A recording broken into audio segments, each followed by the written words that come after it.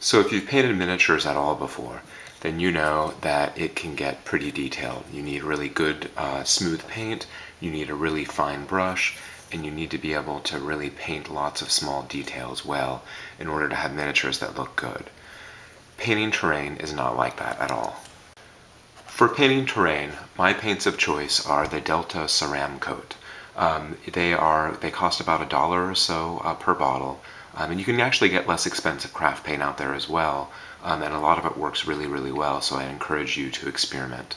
You might find that some of the really cheaper brands don't cover as well and require a couple of extra coats, but I've had lots of luck with the Ceramcoat.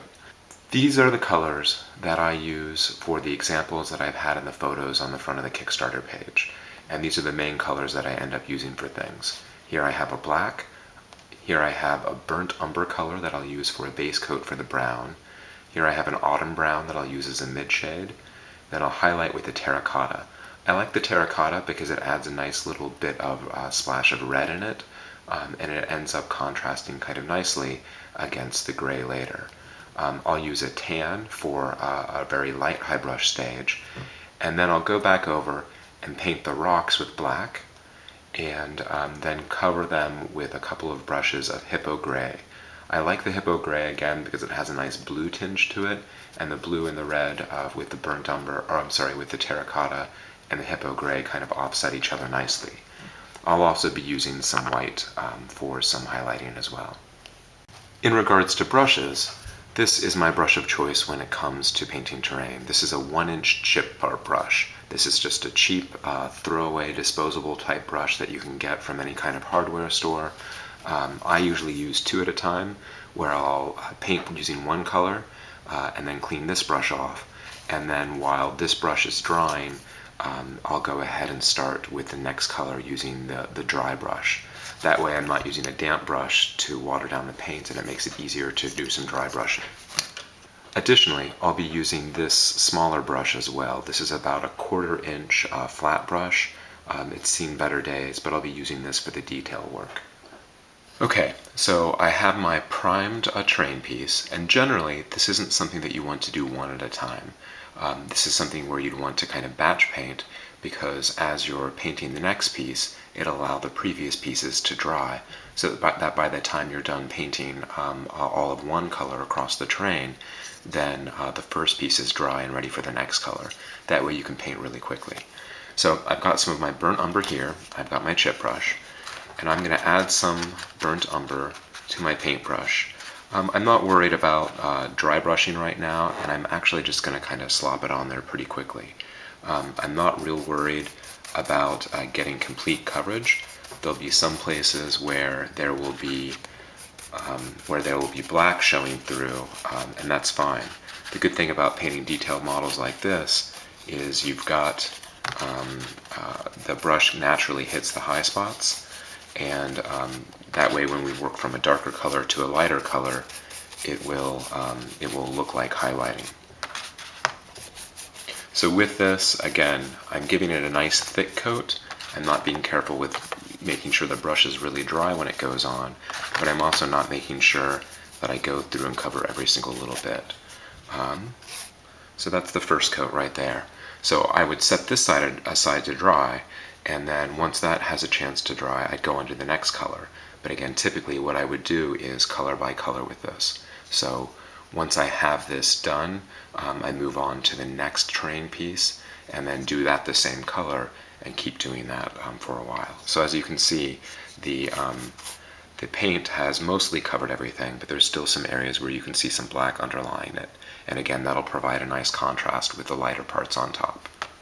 So that's the first coat. Okay, the first coat, the umber brown coat, has had a chance to dry pretty well, so next I'm going to go on and add the autumn brown. Now the trick with this is that each successive layer you're putting on a little bit less paint. So with each successive layer, you want to make sure that the brush is a little bit less kind of filled with paint than it was in the one before. And again, I'm going to use the same kind of technique where I'm going to go through here and brush over it. In this case though, I'm not putting the paint on as heavy as I did before, and you can see that it's leaving areas underneath it where you can see not only the black through it, but also some of the burnt umber as well. This really takes advantage of the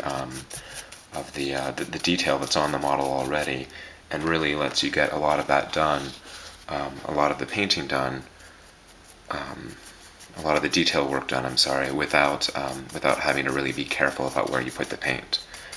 Now notice I'm not worrying about getting the paint all over the rocks at all.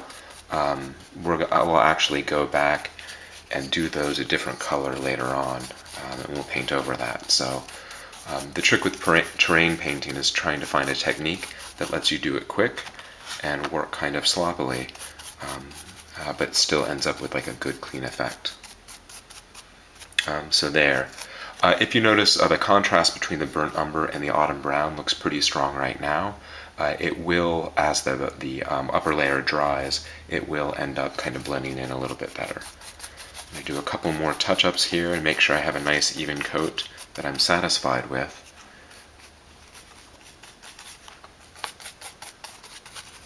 And then I will let that dry, and then again, if I was working on multiple pieces of terrain at a time, I would go on and apply the autumn brown to the next piece of terrain and keep doing that, and hopefully by the time I was done with the last piece of terrain and I came back to this one, then it would be ready for the next coat. Okay, the autumn brown is dried, and now I'm ready to move on to my next color, the terracotta. With this, when I go through and get paint on the paintbrush, I want to make sure to kind of brush more of it off. So some people will use a paper towel at the side. With me, I just use kind of a plastic lid that I've used before and kind of brush off a lot more of the paint. So the paint bristles are full of paint, but they're not dripping. That way, when you rub things over kind of lightly on the top, it'll make it so that it'll catch the raised pieces more than the rest of than the recesses of the terrain.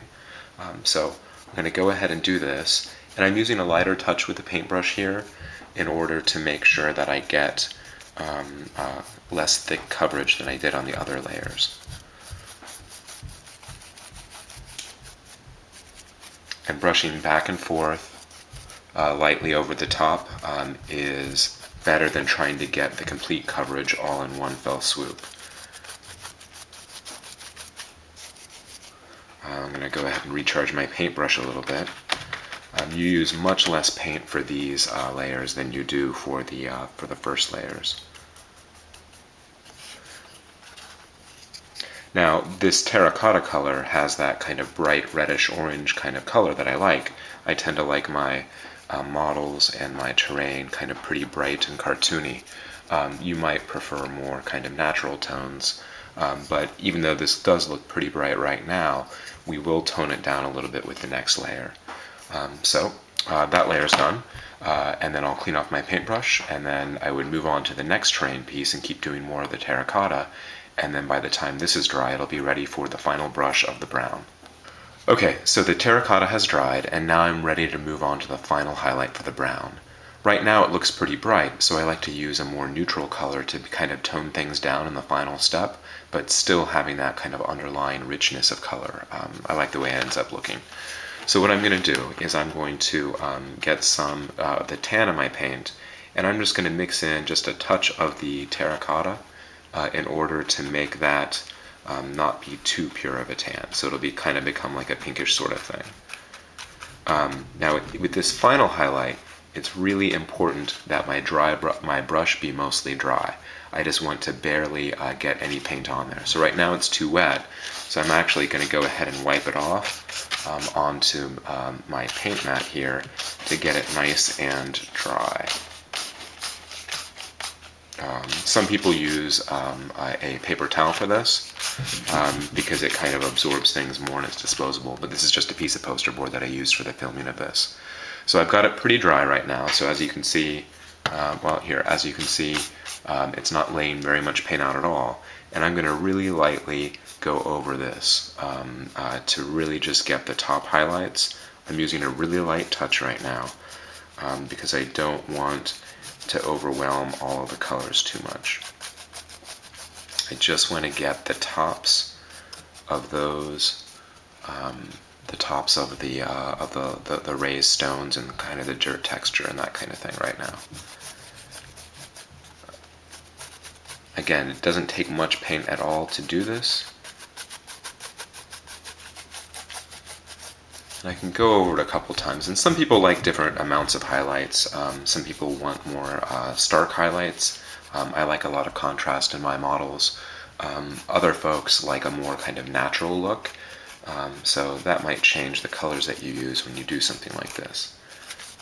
I think that's pretty good. I'm going to get a little more of the cyan and brush it off again. There. I think we're good. So I'll wait for this to dry, and then when that's dry, I'll go back over and do the rock areas next. Okay, now that the brown is dry, I'm ready to go back and pick out the bits of exposed stone. I'm going to be using this brush. It's a flat, kind of old beat-up brush. I think it's a number 6. It's about a quarter inch in width, but it has a nice flat surface. So I've got some black here, and I'm going to use the black to go over where the stones are and just get those ready to base coat. Base coat those to get them ready to add the gray. Now I'm not being really careful about making sure that I'm exactly getting the lines everywhere, that I'm coloring in the lines all over the place, but I am still trying to keep things from getting spread around too much. With terrain, it's one of those things where you don't have to be as detailed as you do with miniatures. And obviously, since we tend to paint a lot of terrain to fill a battlefield, you don't want to spend too much time on it. Now, with these terrain pieces, in some of the areas, there are bigger bits of rubble on the texture, and with some of those, I might want to paint those as stone as well. So, for example, here, I can just go ahead and dab some black around. Again, it's not necessary to be too neat with it. We can cover up mistakes later on if we need to with static grass if we have to. But just do whatever seems the most visually interesting to you. So here with this stone, I'm going to paint some of these other pieces around it, like right here, that thicker rubble. I'm going to paint that black as well, and I'm just going to kind of dab it in there a little bit. And again, I'm not worried if it also gets on the brown behind it, because when I come in, I'll highlight that with gray, and it'll pick up those details again. I'm going to hit this part right here with some stone color as well. I think we're about done. We've got one more stone to do, one more rocky area.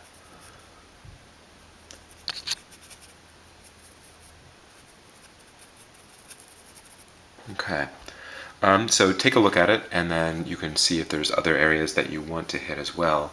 Sometimes it's nice next to some of that exposed stone to have a couple more patches of kind of rock, so that it looks like there's kind of not just the big rocks sticking out, but maybe some of the big rocks that have become broken over time as well, turned into gravel.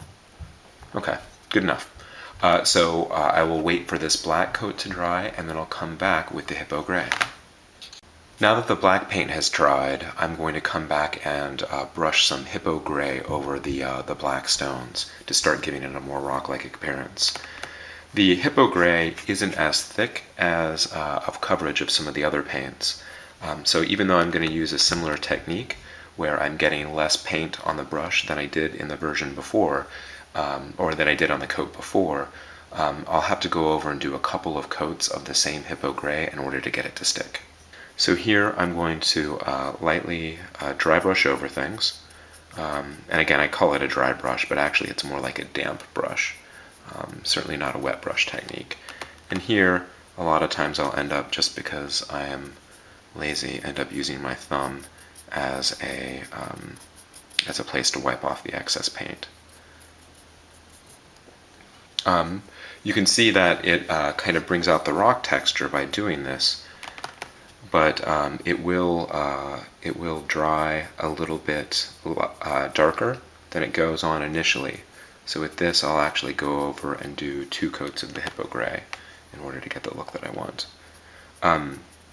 If you leave some black edges around between the stone areas and the brown, that's okay. That'll actually end up just kind of offsetting some of the stone better and kind of differentiating it better from the dirt.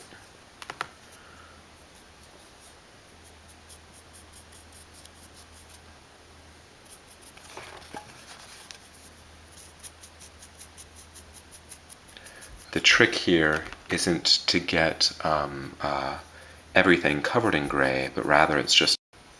Sorry about that video cutting out. My memory card had gotten full.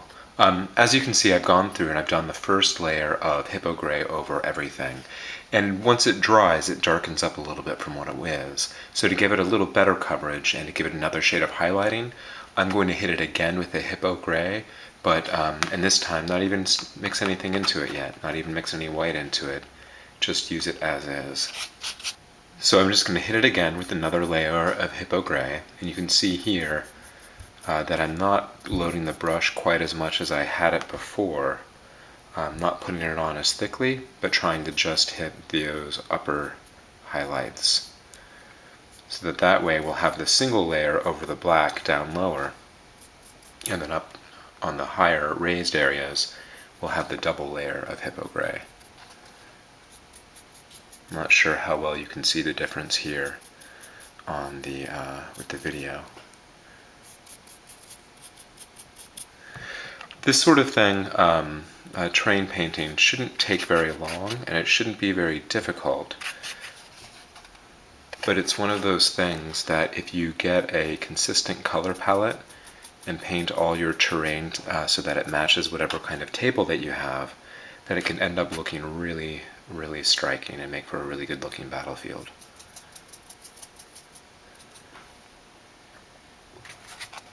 I'm not being too careful here, I'm just kind of brushing things on.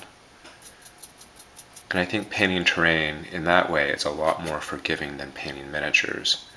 Where here, if I paint out of the lines a little bit, or I paint out over the brown a little bit, it'll still look pretty natural.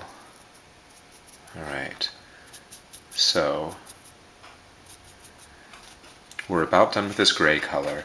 The next thing we're going to do is going to put the final highlight color on.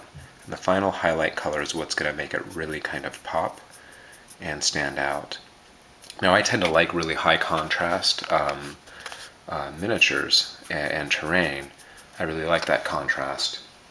You may want to go for a more natural look, so you might not use as strong of colors as I use. Okay, there we go. So we've done the black base coat over the rocks and 2 layers of Hippo Gray, and now once this dries, we're ready for the final highlight. Okay, next up we've got the final highlight. Here I've added some white, and I'm going to get a little of the Hippo Gray, but mostly get white on my brush. And this is a place where it's really easy to go overboard. So I'm going to brush off most of that white and just leave the tiniest bit of white on my brush. And when I hit this, I just want to go very lightly, again with a pretty dry brush. Here I'm going to get even more paint off there on my finger. And I'm going to really lightly brush it, and that's almost too much, so I'm going to wipe it off. And I'm going to get rid of more of that paint off my brush.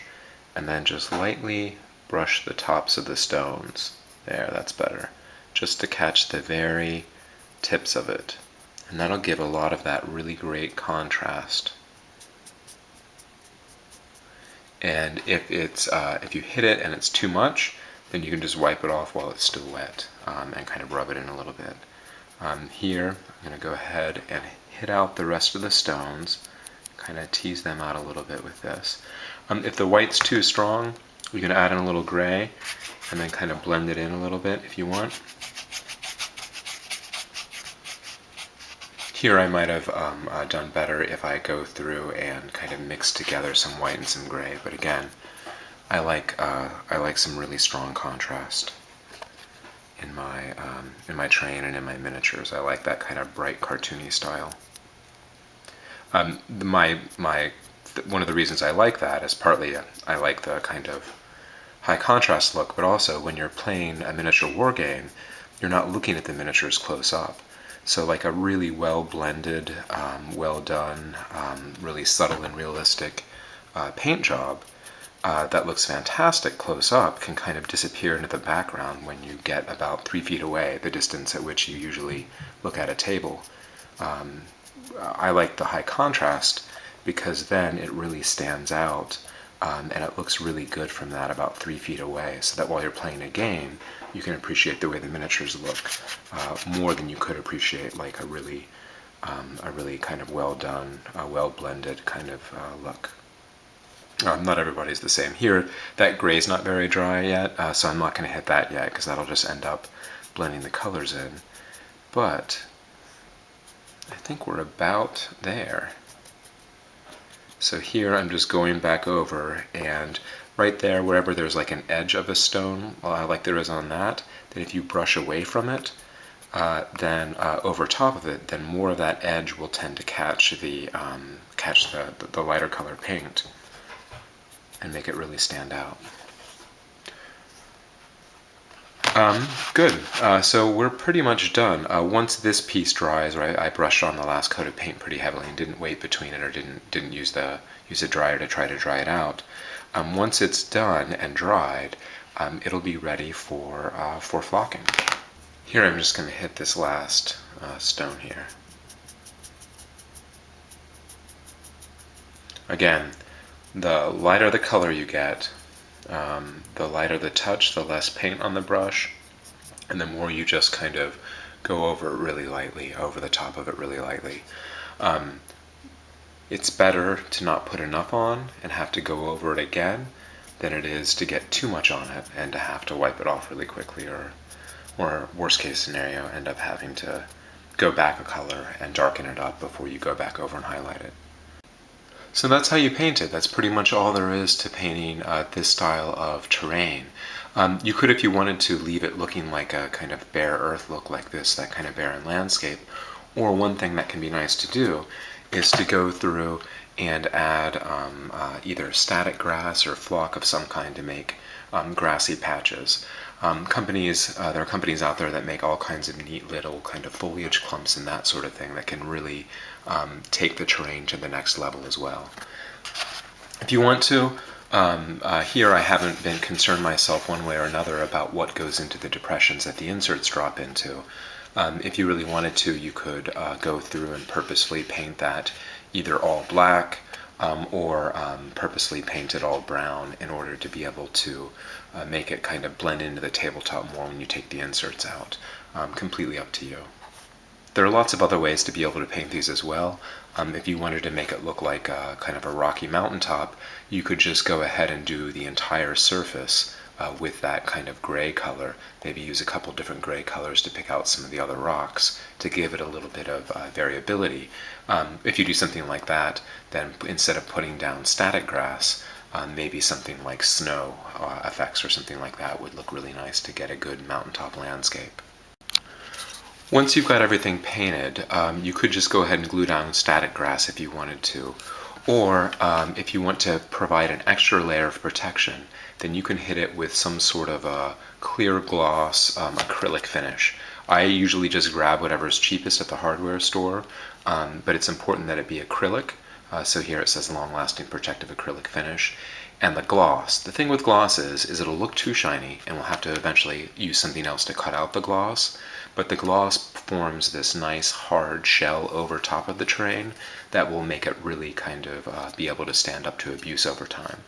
So I'll spray it with that, let it sit for a while, and then once it's completely dried, I'll come back with some flat lacquer to take off the shine and bring it back down to a nice matte finish.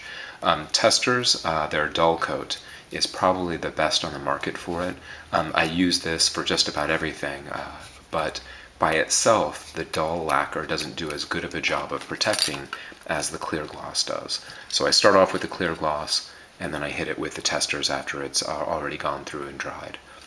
For you, if you feel okay with just using it as is, then just the plain acrylic paint should make a fine, tough finish anyway.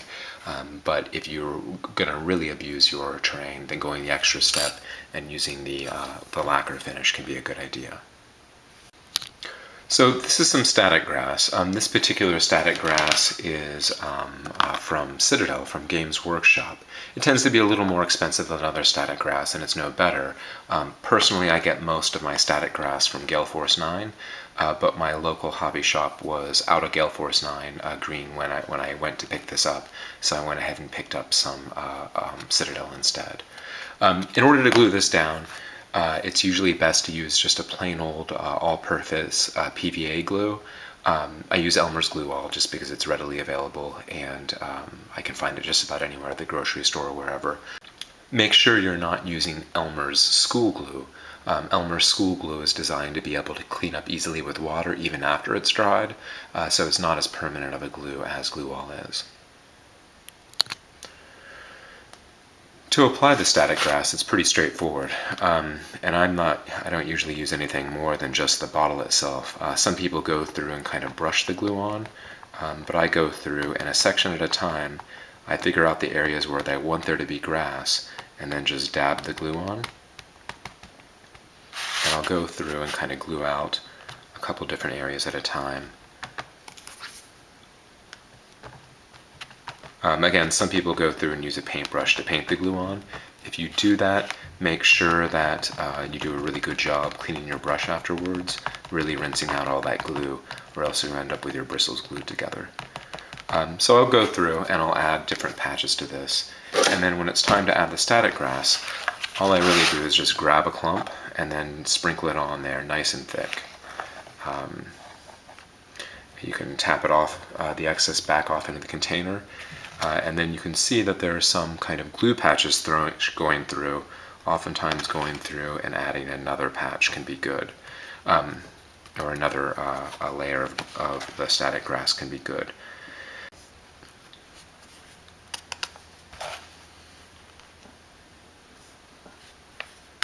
Now, once I've got the glue on there, some people go through and kind of blow over the top of it to be able to get some of the pieces to stand up more.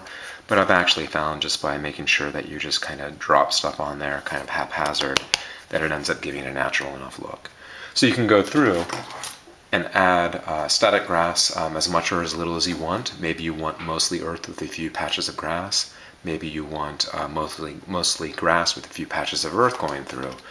But you can end up with something that has a nice bit of kind of variation of color and variation of texture across it. It can look really nice. And that's it. This technique that I used here to show in this area terrain base is the same painting technique that I used on just about everything in the Kickstarter. Everything from the swamps to the lakes, even the crates were done using the same kind of brown technique. Later on this weekend, I hope to be able to get another video put together showing you how I use the water effects. And until then, if there's something specific you'd like to see, then let me know in the comments section, and I'll be happy to try to get some more videos out there. Again, I'm blown away with the way that this Kickstarter has been going. I really appreciate your support, and if you have any questions at all, please don't hesitate to ask.